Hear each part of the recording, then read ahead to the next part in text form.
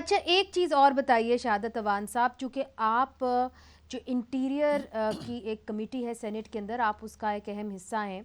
और जब पीका के अंदर तरामीम की जा रही थी पाकिस्तान इलेक्ट्रॉनिक क्राइम्स एक्ट के अंदर, तो तब पाकिस्तान पीपल्स पार्टी ने उसके हक में वोट डाला था। तब 26A एक सेक्शन जो है वो पीका के अंदर इंट्रोड्यूस किया गया। आज वकील ईमान मज़ारी और उनके शौहर हादी अली चट्ठा जो हैं, उनको अरेस्ट किया गया है। 17 साल उनको सज़ा दी गई है एक ट्वीट के हवाले से। और ये जो है ये 26 ये क्रिमिनलाइज करता है फेक न्यूज़ को। फेक न्यूज़ की डेफिनेशन को भी बड़ा वेग रखा गया। उस वक्त मुझे याद है कि आपने ये कहा था कि कभी ये किसी मासूम शख्स के ऊपर नहीं लगेगा। तो आज जो आप इनकी कन्विक्शन है, इसको कैसे देखते हैं कि 17 साल उनको मिले हैं एक ट्वीट करने के ऊपर? इसके ऊपर amnesty international, human rights watch ने इसको कंडेम किया है। और हम ये भी देख रहे हैं कि हादी अली चट्ठा की फ़ैमिली को इजाज़त ही नहीं दी गई कि वो उनसे मिलें। और मेरा ख़्याल है 1 हफ़्ते से ज़्यादा हो गया है। आज ही शिरीन मज़ारी साहिबा को ये मौका मिला कि वो अपनी बेटी को मिली 1 हफ़्ते के बाद। आप इस अमल को, इस प्रोसेस को ड्यू प्रोसेस समझते हैं एज अ लॉयर? देखिए, मैं सबसे पहली बात तो ये कहूँ कि चूँकि उस केस में मैं किसी साइड से जो है अपीयर नहीं हुआ, न प्रोसिक्यूशन न डिफेंस काउंसिल के लिहाज से, लिहाजा उस केस के बारे में, जिस केस के अंदर मेरा कोई रोल नहीं रहा, तो मेरे ख़्याल में कमेंट करना मुनासिब नहीं होगा। और चूँकि बात यह है कि जब तक कोई ऑफेंस किसी का अप्रूव नहीं होता, तो बाज़ दफ़ा आप देखते हैं कि लोग अपील में जाते हैं, फ़ौरन 2 मिनट में कोर्टल हो जाती है। यकीनी तौर पे अदलिया के सामने केस है, गलत सज़ा हुई है, जो कि मैं आजकल न्यूज़पेपर्स में देख रहा हूँ, जिस तरीके से आप कमेंट कर रही हैं।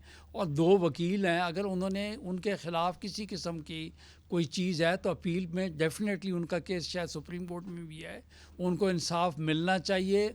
और जो है उसके अलावा बार काउंसिल्स, बार एसोसिएशन पीका सही तरीके से इस्तेमाल हुआ सर, आपने उसके लिए वोट डाला था। मेरा कहना पीका ये सही तरह इस्तेमाल हुआ। मेरा कहना ये है कि कोई पेनल कानून भी है, तमाम आप ये देख लें, जितने भी क्रिमिनल केसेस होते हैं सारे के सारे सही भी नहीं होते और सारे के सारे गलत भी नहीं होते।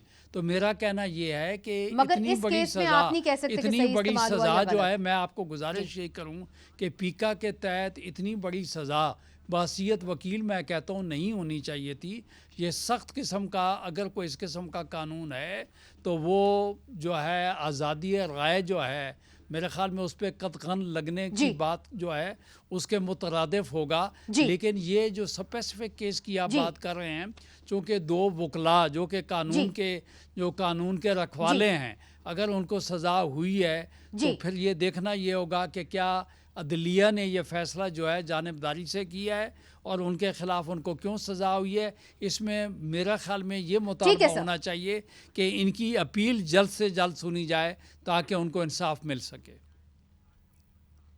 अच्छा नासिर भट्ट साहब, सिर्फ आपसे कंक्लूडिंग रिमार्क्स मैं चाहूँगी। हादी अली चट्ठा की अभी तक मुलाकात नहीं हो सकी अपने ख़ानदान के साथ, तो उनके ख़ानदान ने तो उनको कभी मुलाकात उनसे की नहीं, तो सवाल ही नहीं उठता कि वो कोई सियासी बयान दें। तो उनको क्यों नहीं मिलने दिया जा रहा? आपकी हुकूमत है पंजाब के अंदर। देखिए, मैं शहादत अवान साहब की बात को आगे बढ़ाऊंगा कि ये अदालत के काम है। अदालत के काम में हुकूमत मुदाखलत नहीं कर सकती। अगर वो समझते हैं कि उनसे मुलाकात नहीं हो रही, कोई गैर कानूनी तरीका अख्तियार किया गया है, तो अदालत बैठी है, वो चले जाए, जाके अदालत को बताएं और अगर कानूनी तरीके से उनसे मुलाकात जो होनी है वो हो जाए। अदालतों के मामला अदालतें ही उनको सुलझाएं और ठीक करें तो अच्छी बात होती है।